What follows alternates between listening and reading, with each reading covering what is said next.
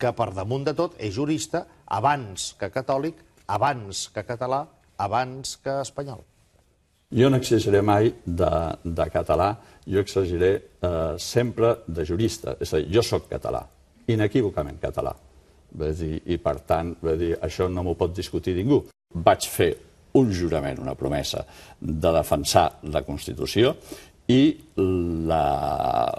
lògicament, l'absoluta coordinació de l'ordenament jurídic a la Constitució, i únicament així es pot governar un país. Però és que, cuidado, el deixar clara la meva catalanitat, no deixo de deixar clara també la meva espanyolitat. És a dir, jo soc i crec que Catalunya és una part absolutament insubstituïble i, a més, que no únicament insubstituïble, sinó que és una part constructora d'Espanya. En aquests moments ens trobem que, home, estem dins d'un termini prudencial. Nosaltres fa 3 mesos que vàrem acabar, però és que nosaltres vam anunciar que se'ns havia de canviar a finals de juny. Però fixi's la paradoxa. A vostè el nomenen vicepresident quan ja ha expirat el seu mandat. Per tant, vostè ara podríem dir que és vicepresident, permeti'm, provisional, fora de termini. Vostè entén que el ciutadà també es pregunti: una institució que ens produeix aquest desori, aquest desgavell, podem confiar-hi? Sí, han de confiar. Però vostè entén que el ciutadà ho qüestioni? Sí, absolutament. La Pilar fa els comentaris oportuns després de la publicitat. Benvolgut senyor Gai. Catalunya és, com ho ha dit exactament, una part constructora d'Espanya. I Espanya és una part substancial de la destrucció de Catalunya, si em permet fer el mateix símil que vostè ha fet. Un parell de cosetes, perquè jo crec que el seu paper al Tribunal Constitucional ha estat deplorable. Ha estat penós, ha justificat una situació de vergonya profunda d'aquest Constitucional i, a més, ho ha fet amb l'aval del consens que vostè tenia en tant que català de la població catalana. Per tant, la primera cosa que hem de dir, senyor Gai, és que vostè va arribar al Constitucional perquè representava d'alguna manera aquest consens català. I, òbviament, cosa que és legítima i se l'havia guanyada. Però quan va estar allà se'n va oblidar. A mi m'és igual si se sent català o espanyol o xinès mandarí, és que aquest no és el tema. Com vostè bé diu, vostè es deu, no cal dir a la Constitució.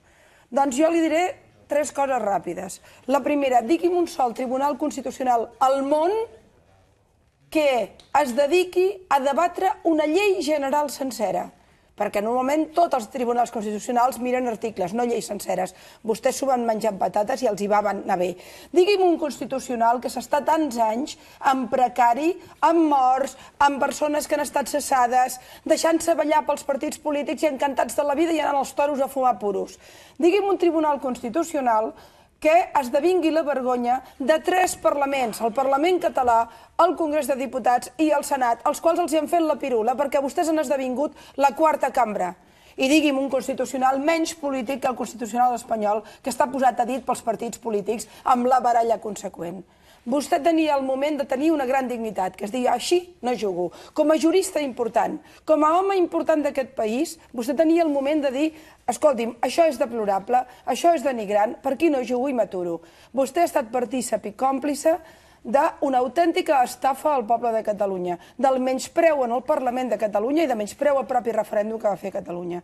I per tant és també l'artífex còmplice directe, i ara no cal dir vicepresident, d'un Tribunal Constitucional desprestigiat, deslegitimat i polititzat. De manera que ho sento molt, serà vostè catòlic, jurista, espanyol, català i xinès mandarí.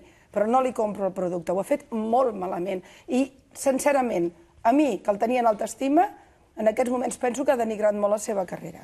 Quina sort tens que ell ha dit que per damunt de tot respectava la llibertat d'expressió de tothom. Evidentment. Com abuses de la confiança que ell té a la llibertat d'expressió? Perdona, no, jo no abuso de la seva confiança. Jo exerceixo el meu dret amb independència de que li agradi a ell o a un altre. I si demà em diu Coldolla, òbviament sempre dins la llei no cal dir, perquè la llibertat d'expressió també està regulada per llei, jo estaré encantada de la vida que ho faci. És més, senyor Gai, m'encantaria que un dia vingués a parlar-ne.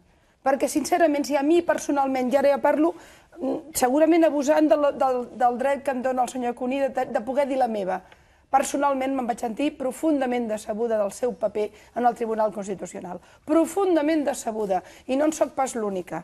I el que no pot ara és venir aquí com un jurista pur, quan estem parlant d'un tribunal que és polític, que no en té res, que vostès no formen part del Consell del Poder Judicial, vostès són un òrgan polític, que ha fet política i ha fet ideologia, i l'ha fet a baixa, o almenys l'ha fet en contra de Catalunya. Per tant, això s'ho ha de menjar, forma part de la seva biografia.